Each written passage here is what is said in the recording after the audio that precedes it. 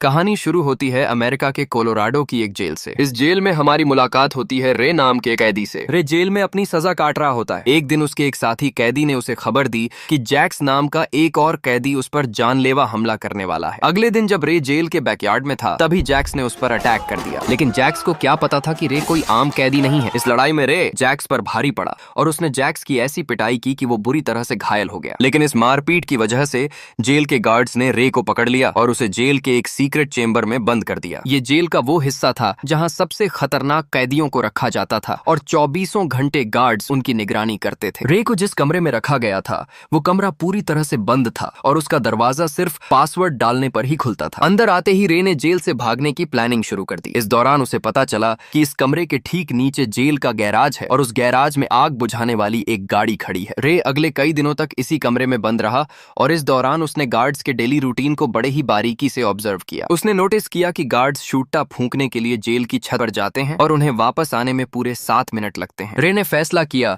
कि वो इन 7 मिनटों में ही इस जेल से फरार हो जाएगा। अब उसका अगला काम था इस कमरे के गेट पर लगे पासवर्ड को पता करना। इसके लिए उसने खाने के साथ मिलने वाले दूध के पैकेट का इस्तेमाल किया। उसने पैकेट से प्लास्टिक की परत निकाली और उसे पासवर्ड वाले कीपैड पर चिपका दिया। जल्द ही उसे पता चल गया कि कौन से नंबर दबाए गए हैं। अब इन नंबरों को सही ऑर्डर में अरेंज करना रे के लिए कोई बड़ी बात नहीं थी। एक दिन जब गार्ड्स शूटा फूंकने के लिए छत पर गए तो रे ने मौका देखकर पासवर्ड डाला और सेल से बाहर आ गया। उसने अपनी टीम तक अपना मैसेज पहुंचा दिया। रे ने अपनी टीम से कहा कि कल शाम 4 बजे वो जेल के पास आएं और सभी गार्ड्स का ध्यान भटकाएं। प्लान के मुताबिक अगले दिन रे की टीम जेल के पास पहुंच गई और ठीक 4 बजते ही उन्होंने एक जोरदार धमाका कर दिया। इस धमाके की वजह से जेल में अफरा तफरी मच गई। सबका ध्यान धमाके की तरफ था। इस मौके का फायदा उठाकर रे अपने कमरे से बाहर निकला और ऐसी वेंट्स के जरिए जेल के गैराज तक पहुंच गया। उसके बाद जेल की फायर ब्रिगेड आग बुझाने के लिए बाहर निकली और रे भी उनकी गाड़ी